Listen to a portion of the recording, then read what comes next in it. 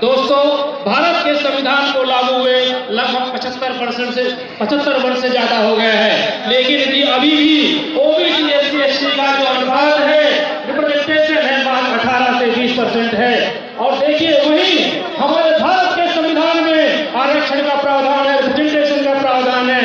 इसके बावजूद 75 वर्ष होने के बावजूद मात्र 18 से 20% रिप्रेजेंटेशन है। वही अमेरिका में जो उनके संविधान में कोई आरक्षण का प्रावधान नहीं है, लेकिन वहां की supreme court, apex court, federal court ने काले लोगों को 50% का आरक्षण का प्रावधान कर दिया। और अमेरिका देश आज विश्व में सबसे अग्रणी देश है, विकसित देश है और सबका लीडर बन के घूमता है। लेकिन यही हमारा देश जो बाबा साहब ने संविधान बनाया है, जिसका मूल उद्देश्य है समानता, लेकिन आज भी हम पीछे हुए हैं। आज भी हमारी जितनी जनसंख्या है उतनी भागीदारी नहीं है।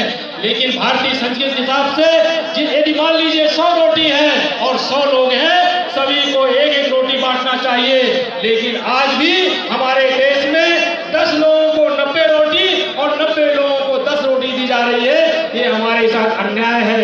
आज आप देखिए, कहते हैं अधिकारी कर्मचारियों को या नेताओं के बच्चों को आरक्षण नहीं देना चाहिए, क्रिमिनल लागू कर देना चाहिए।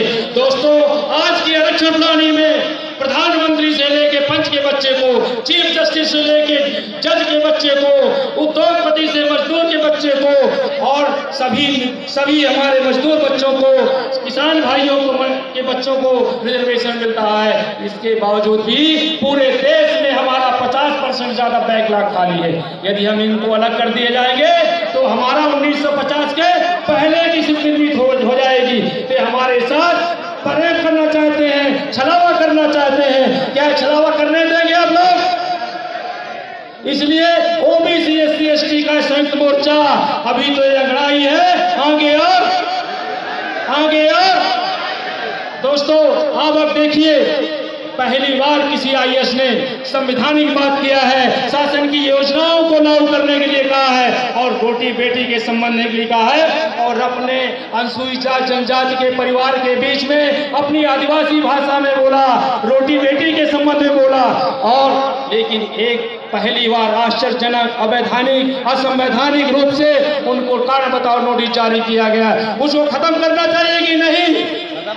पहली बार इतिहास में किसी के ज्ञापन में एक आईएएस के विरुद्ध कार्रवाई की गई है। इसको खत्म होना चाहिए कि नहीं होना चाहिए? दोस्तों, अभी मध्य पूरे देश में ओबीसी को 52% संख्या है, उनको 52% आरक्षण मिलना चाहिए कि नहीं? उनको प्रमोशन में आरक्षण मिलना चाहिए कि नहीं? दोस्तों, चूंकि हमारे बहुत से हमारे गेस्ट आए हुए हैं और चूंकि अजाक्स और ओबीसी एससी संयुक्त मोर्चा आयोजक है, इसलिए हम आने वाले वक्ताओं को अजाक्स की ओर से, संयुक्त मोर्चा की तरफ से स्वागत करता हूं, अभिनंदन करता हूं और मैं पूरा समय जो है आने वाले अधिवक्ता को देता हूं। धन्यवाद। जय भीम। बहुत बहुत धन्यवाद।